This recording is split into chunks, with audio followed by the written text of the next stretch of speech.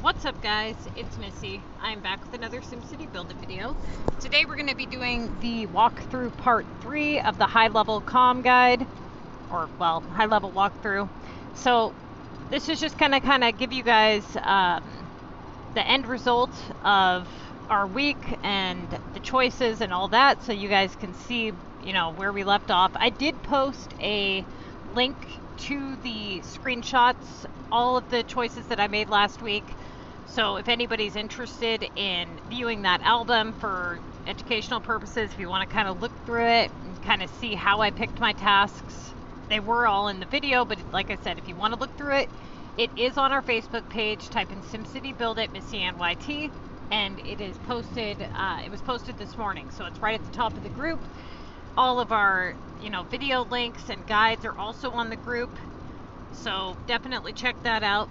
If you guys are, you know, not subscribed to the channel, make sure you do that. Like, subscribe, comment. We're almost up to 1,800 subscribers, which is awesome. So let's go ahead and get started. So walkthrough 1, we had went through the first, like, I think it was about 35 tasks or so. Walkthrough part 2, we went through the last, you know, 25 tasks plus tickets. Now I'm going to give you guys the results of the week. First we'll see what they give me, which honestly isn't bad because usually I get airport. So what did it cost me? Well, it costs a lot, not gonna lie. I went through a lot of tokens, somewhere in 20 or 30 gold tokens. You know, I do have a lot of epics, which is helpful. I can, you know, collect my overflow on my buildings and things like that. It costs a pretty penny in terms of cash. I believe I started the week off with, I want to say right around like 3,600 cash. I'd have to look at the screenshot. So I did benefit some cash. You know, it wasn't a complete waste. The main reason for my doing this is for educational purposes, to teach you guys, you know, like, hey, this is how you should be picking your tasks, and for the platinum keys for the November sale. So anybody here who's not aware of that, there's a Black Friday sale in November. Save your keys. Every single category does like a 50% off sale. They usually start with 3 categories, then they move to another 3 categories, and so on, and then the final day every category goes on sale. So don't spend all of your keys all at once. Okay, so that being said, I did win first place, but let's go ahead and look at the leaderboard here. Okay, so 394 was my end total. 381 was his, so definitely it came close, you know, it really did. And what you can see here when you get up at these high levels is there's really not much room between the placements usually, especially like I said, at my level, at level 99, usually when you lose, it's within thousands or hundreds. You know, it's not usually within tens of thousands like you're used to in the lower leagues. In the lower leagues, you see things like, you know, somebody has 100 and something thousand points, and then you see like third place has like 20,000 or whatever. So competition is very minimal. When you get higher up, the competition obviously gets much more difficult. Especially if you look here, like for example, just to hold their place values, they have to use every ticket if you want to play competitively, especially at this level.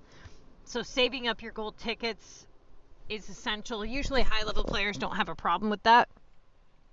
If you need to take a week or 2 off to kind of restock, then do so. Because here's the thing. If you're not all in, if you can't do everything, then you just end up in a situation where you're wasting resources, right? So, quick recap on just a few tips for you high-level players.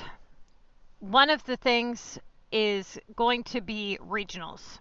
Okay, they took out the canisters task, which was one of the more annoying things for high-level players because you had to pay cash for them sometimes. and they were like super long to open and produce and stuff. So Omega canisters have disappeared in terms of the task. Now, in terms of streaks, you need to make sure that you're not doing the streaks too early.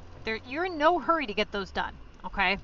You want to make sure you get them done, of course, but what is the rush in putting up a huge points boost so that the game can then give you garbage tasks thereafter? You want to do your boost at the end, before the game, recognizes that you have all these points and then just starts giving you garbage.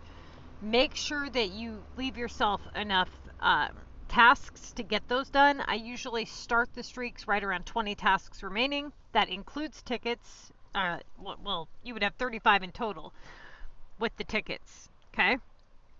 You get 6 streaks times 4 tasks each. That's 24, which leaves you with, 9 or whatever, that you can kind of deal with if you have, depending on how your week falls, how your war is, what other tasks you have in your list. You have some wiggle room there. Okay, so the next tip for you high-level players, and this is very, very important. One of the things that a lot of you guys are going to have trouble with is regional tasks, regional HQs and regional coins. Now, here's the thing with regionals. I have 5 regional maps in total, right? So you have to look at how many you have in total first. Start there, okay? Then you have to decide how you're going to go about this, because you do not want to open your regional HQs too early and start that timer. Let's say that it is the beginning day of the contest and you get, let's say, a Cactus Canyon regional currency task, and you have a ton of regional items. It would be advised that you would open up the regional HQ shipment and get as many of your shipping rows done as possible. Get that task done, okay? And then go about doing your other tasks.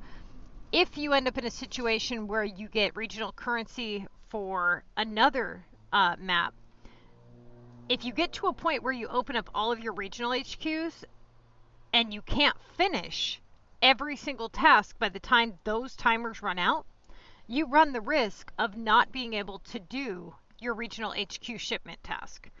Which means, let's say that you did that, all of your regional HQs are opened, they're now closed, now you're onto your streaks, and you get a regional HQ shipment task. Not a coins task, but a shipment task.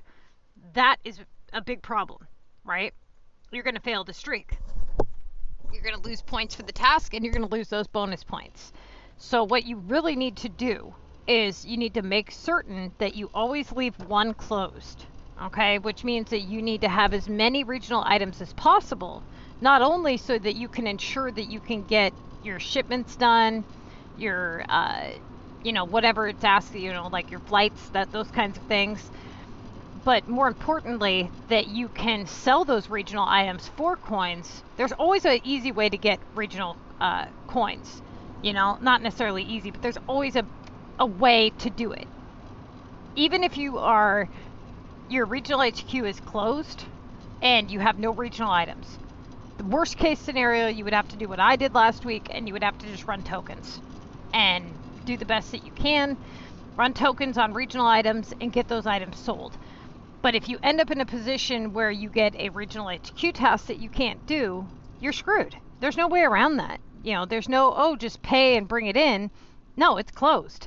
So don't put yourself in that position. Now, when it comes to war assignments, a lot of people, they don't partake in war, and they want to play competitively. It doesn't work that way. Sorry to tell you, okay? The war is too much of your premium tasks. I don't like war either. Never been a big fan of it, but it does account for a lot of your contest to mayor's assignments. So if you want to play competitively, especially at this level, you are kind of forced into it, right? So you have legendary war attacks that can be worth up to 3,600 points. You've got the rare and common ones. You have you know, the upgrade war cards, launch tack and club wars. You know, you have all of these like war delivery assignments. Those are all premium tasks, all ones that don't cost cash, mind you. So excluding all of those is a major chunk. So you have to make sure that you are in a club that does war. You have to know your war schedule so that you can prepare better. And then getting those 5-slot factories, making sure that you're prepping your factories at the right times, getting those downtimes, you know, figured out, because you can't afford to take a ton of downtime during an active war. Some people are like, yes, I got a factory task, I can take a break. It's like, no, dude, you got to be careful doing that, you know, because if it's during active war and you take 6 hours, 8 hours worth of downtime where you're idle, that just means you have more ground to cover later, you know. So getting as much done as possible during your active wartime is essential, right? So hopefully those tips help you guys. Being prepared is everything, you know, having those airport items, having the items that you need. If you don't have, also another thing, you know, backpacks, microwaves, things like that, those are asked for a lot and they're kind of a pain in the butt to find. So you definitely want to not only make sure that you have a large stockpile of them, but don't, you know, use them up on stupid little things. For example, let's say you have a Launch 3 VU assignment. You're doing that and it's asking for, you know, items. You're not even looking at the items it's asking for. You're just repairing it because it has the green check mark. Sometimes it's best to really look at those because you'll burn through 20 backpacks in just a couple repairs, you know, and then you'll be sitting there going, oh, now I have a shipment, like a flight, that's asking for 8 backpacks and I used them all on petty repairs when I could have just refreshed the building materials, you know. So always check that to make sure that you're not using up those. Also making sure you're not using up all of your regional items. For example, so many people get into a position where they, you know, they do, let's say, a 3 upgrade, London 3 homes, you know, and it takes 3 of the limestone robes, and then the next one takes 2 motors, and so on. And you don't realize it, and the next thing you know, you go to, you know, do your regional task and you have nothing left because you're not paying attention to what you're spending and what you're using. That is going to have a huge effect on your gameplay, okay? Especially when those items take 3+ hours to make and they're not easy to obtain on the global market. So make sure that you're paying attention to where your items are going, what you're prepping and when. Make sure all of your shops have items prepped in them at all times. You don't want to fill your shop up, you know, like have 11 items just sitting there idly in your shop. You want to make sure that there is 10 ready for pickup and 1 producing, okay? That way if you get a task for something else, you don't have to wait for all of those to clear out before you do that task. The regionals, the best thing to do is to start prepping those about 30 hours ahead of time before the contest. This ensures that you can get, you know, 11 robes made or 11 motors or fish sandwiches or whatever it is you're producing. All right, you guys, good luck with that. And if you have any questions, let me know. But more importantly, just remembering, you know, that you have to rotate in those low premiums when you see the opportunity, and then work your high premiums throughout the rest of the contest. Good luck.